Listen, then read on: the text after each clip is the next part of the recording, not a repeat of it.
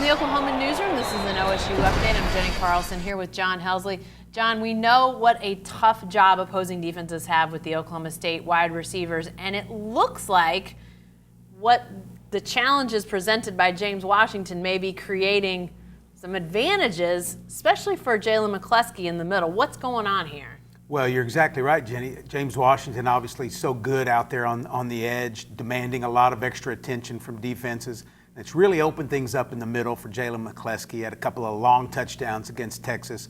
He's really been able to work that area of the field and get some big plays for the Cowboys. Well, and I guess maybe this is a pick your poison sort of thing for defenses, because as McCleskey scores those touchdowns, I have to think defenses may point that way, and then all of a sudden you've got James Washington outside.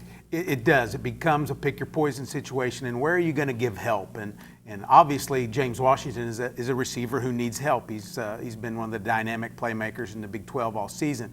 But McCleskey keeps making big plays down the middle as well. David Glidden and some other guys have done that in the past. But McCleskey scoring touchdowns, really big plays, and I think it's going to really cause coordinators to have to really consider how they're going to handle the different options of Oklahoma State's wide receiver core. Lastly, I think McCleskey we may need to expand on just how much he has evolved. He comes in last year, a true freshman.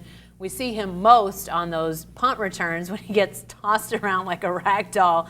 But he's really seemed to come into his own playing in that slot position. What have you seen out of him as he's evolved into that next Glidden, Josh Cooper, whoever you want to throw into that list? I think confidence is a big part of it. I talked to Austin Hayes yesterday, who got thrown in as a true freshman to play receiver, and he mentioned just how fast everything goes. And it's not direct routes when you're playing in the slot. You have to find a hole and you have to make a move here or there.